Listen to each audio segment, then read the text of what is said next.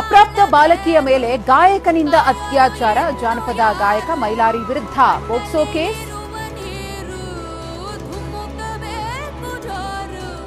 Music Mylari ಸೇರಿ 7 ಜನರ ವಿರುದ್ಧ ಪ್ರಕರಣ.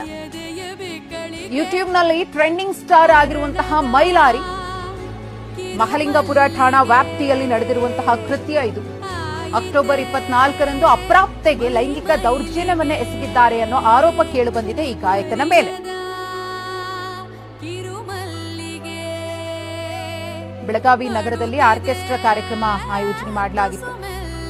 ಆರ್ಕೆಸ್ಟ್ರಾದಲ್ಲಿ ಸಾಂಗ್ ಹಾಡಲು ಬಂದಿದ್ದ ಗಾಯಕ ಮೈಲಾರಿ ಆದರೆ ಅಪ್ರಾಪ್ತೆಗೆ ಲೈಂಗಿಕ ಕಿರುಕುಳವನ್ನ ಕೊಟ್ಟಿದ್ದಾನೆ ಅನ್ನೋ ಆರೋಪವನ್ನ ಈತ ಎದುರಿಸುತ್ತಿದ್ದಾನೆ. ಅದೇ ಆರ್ಕೆಸ್ಟ್ರಾದಲ್ಲಿ ಡ್ಯಾನ್ಸ್ ಮಾಡಲು ಅಪ್ರಾಪ್ತೆ ಬಂದಿದ್ಲಂತೆ. ಆದ್ರೆ ಈತ ನಡ್ಕೊಂಡಂತಹ ರೀತಿ ಇದೆಯಲ್ಲ, ಅದು ನಿಜಕ್ಕೂ ಕೂಡ ಖಂಡನೀಯ. ಅವರು ಕೂಡ ಹೊಟ್ಟೆಪಾಡಿಗಾಗಿ ಬರುವುದು, ಇವರು ಕೂಡ ಹೊಟ್ಟೆಪಾಡಿಗಾಗಿ ಹಾಡೋದು. ಅದನ್ನ ಬಿಟ್ಟು ಆ ಹುಡುಗಿಯ ಮೇಲೆ ಈ ರೀತಿಯಾಗಿ ಕ್ರೌರ್ಯವನ್ನ ಮೆರೆಯೋದಕ್ಕೆ ಹೋಗಿದ್ದ. ಹಾಗಾಗಿ ಈತನ ವಿರುದ್ಧ ಪ್ರಕರಣ ದಾಖಲಾಗಿದೆ. ರಜೆ ಸಿಕ್ಕಿಲ್ಲ, ಹಾಗಾಗಿ ಆನ್ಲೈನ್ನಲ್ಲೇ ನಿಶ್ಚಿತಾರ್ಥ ನಡೆದಿದೆ. ಬ್ರಾಹ್ಮಣ ಸಂಪ್ರದಾಯದಂತೆ ಆನ್ಲೈನ್ನಲ್ಲೇ ಎಂಗೇಜ್ಮೆಂಟ್ ಆಗಿದೆ.